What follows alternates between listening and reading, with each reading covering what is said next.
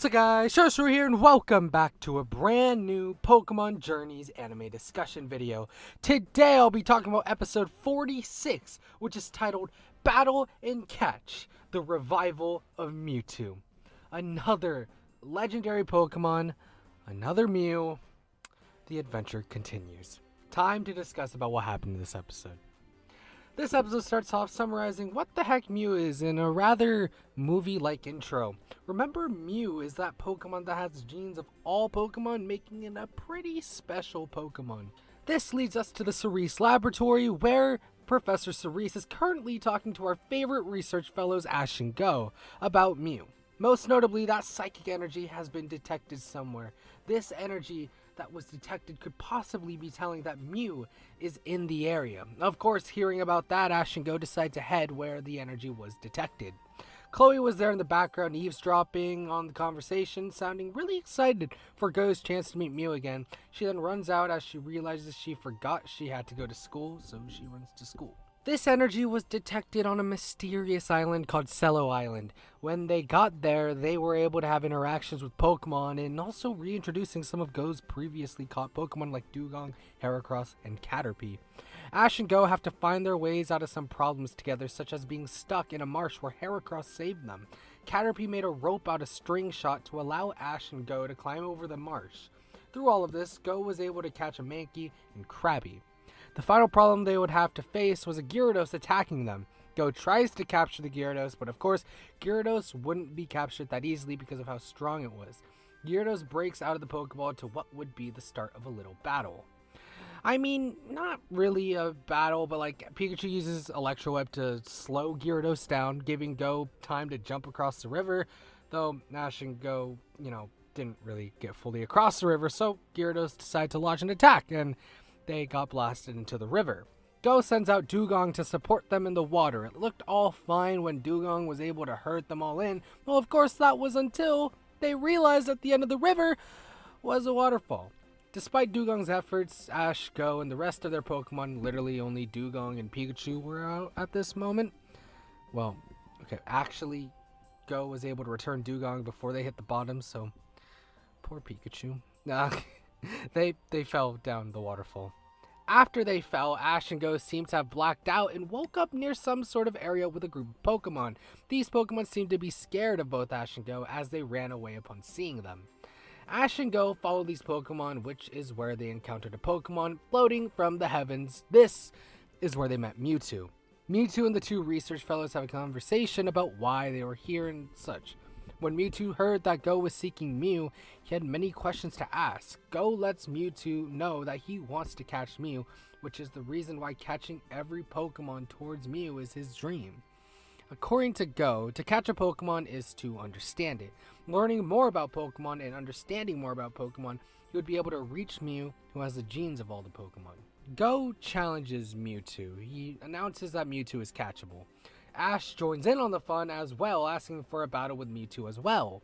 Mewtwo looks at the two fellows and smiles. He agrees to the battle against Go and Ash. Ash sends out Pikachu and Go sends out Cinderace. With Mewtwo being built to be the strongest Pokemon, Pikachu and Cinderace are repelled without a struggle at all on Mewtwo's side. Pikachu and Cinderace try to send out a combination of attacks next, but still Mewtwo never really struggles here, landing a direct hit on Pikachu. Pikachu sits the rest of the battle out, with Ash sending out Lucario. Cinderace and Lucario try to team up against Mewtwo, but once again, Mewtwo is too strong as both Pyro Ball and Aura Sphere were nullified.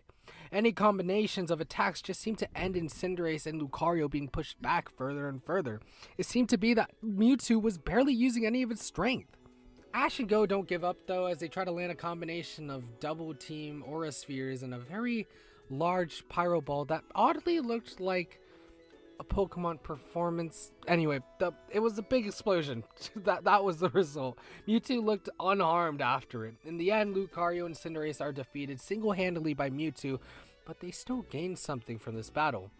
Mewtwo looks at the two trainers, asks if they would still chase their dreams even though there are Pokemon that they couldn't even imagine.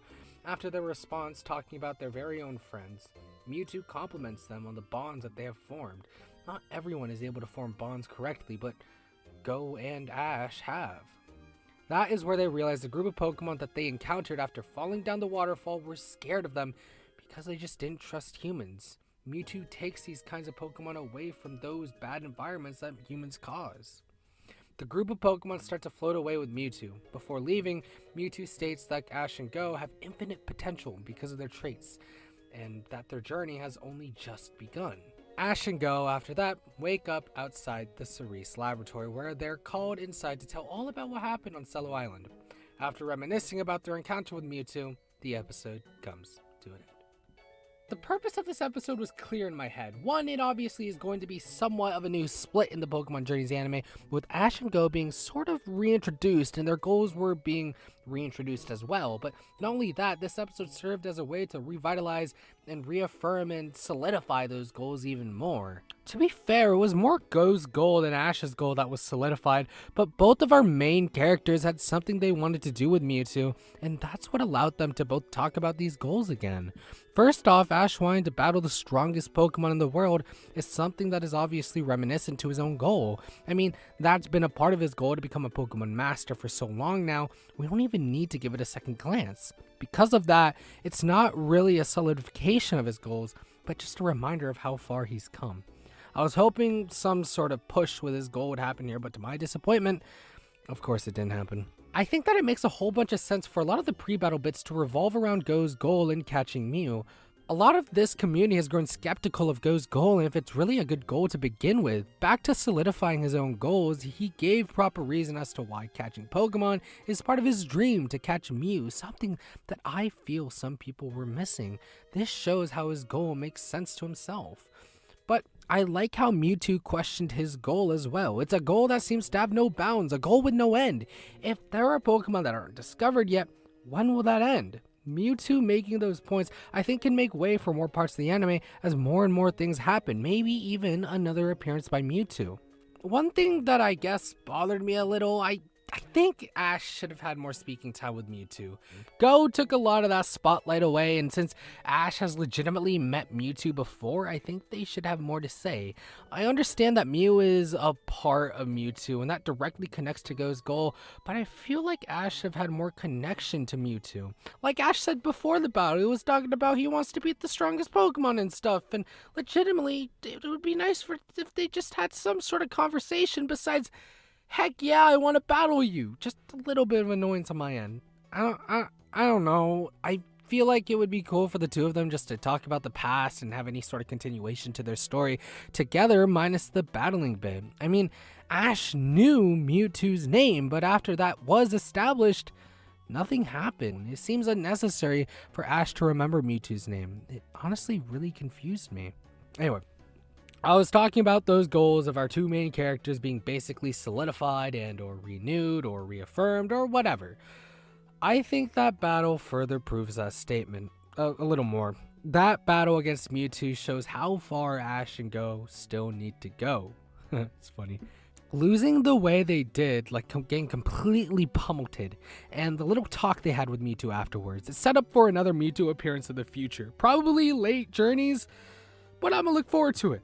More on complaining about Ash though, that end bit after the battle talking with Mewtwo, though it shows how far they still need to go, it does it more on Go's side of his goal, not Ash's. It wasn't anything about you're not strong enough to beat me or be the strongest trainer.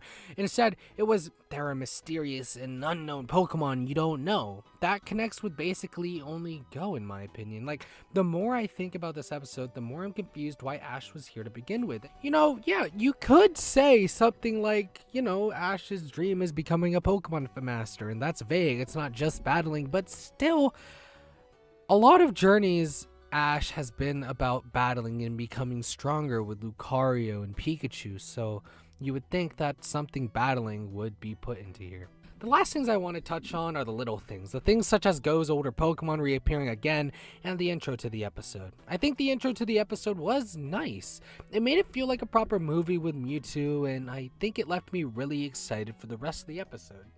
Seeing Pokemon like Dugong return was a treat too. Overall, whatever this episode was, it felt like a reintroduction to what Journeys is about, exploring new areas and finding new and rare Pokemon, that and Mewtwo. It felt like the first episode of a new season, which kind of hints that this episode could have been planned to be the first episode in the new time slot.